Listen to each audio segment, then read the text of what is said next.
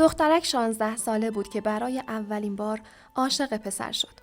پسر قد بلند بود، صدای بمی داشت و همیشه شاگرد اول کلاس بود. دختر خجالتی نبود، اما نمیخواست احساسات خود را به پسر ابراز کند. از اینکه راز این عشق را در قلبش نگه می داشت و دورادور او را می دید، احساس خوشبختی می کرد. در آن روزها حتی یک سلام ساده به یکدیگر بدون احوالپرسی دل دختر را گرم می کرد.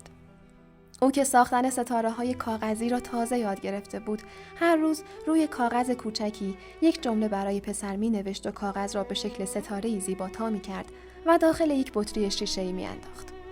دختر با دیدن پیکر برازنده پسر با خود می‌گفت پسری مثل او دختری با موهای بلند و چشمان درشت را دوست خواهد داشت.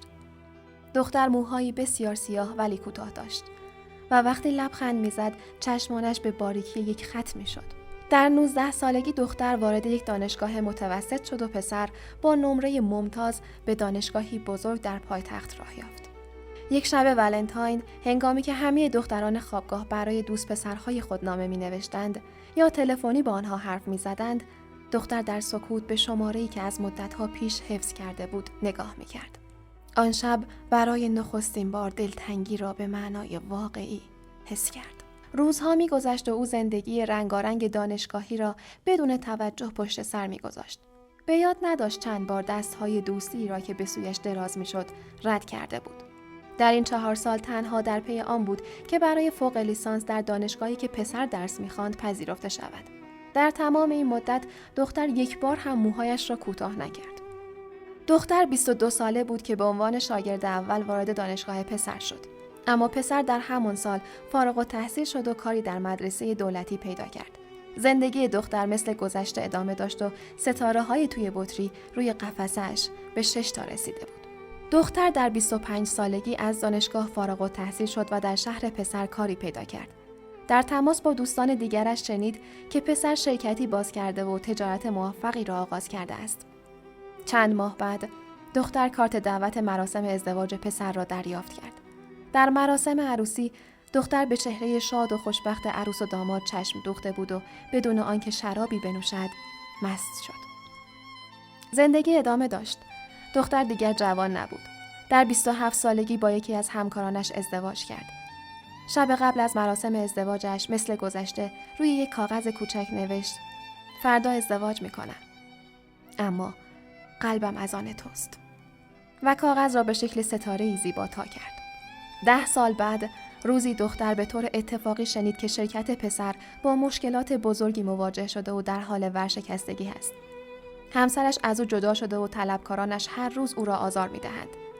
دختر بسیار نگران شد و به جستجویش رفت.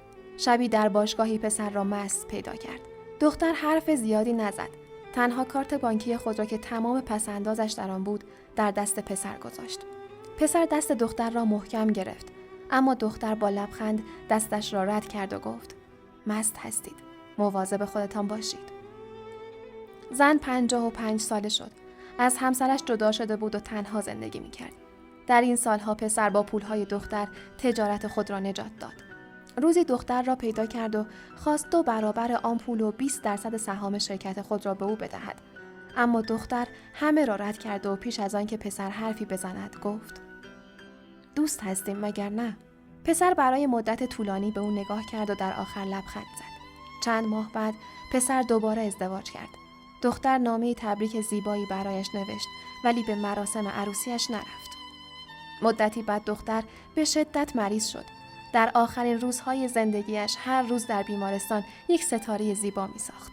در آخرین لحظه در میان دوستان و اعضای خانواده‌اش پسر را باز شناخت و گفت در قفسه خانه ام 36 ستاره در یک بطری دارم.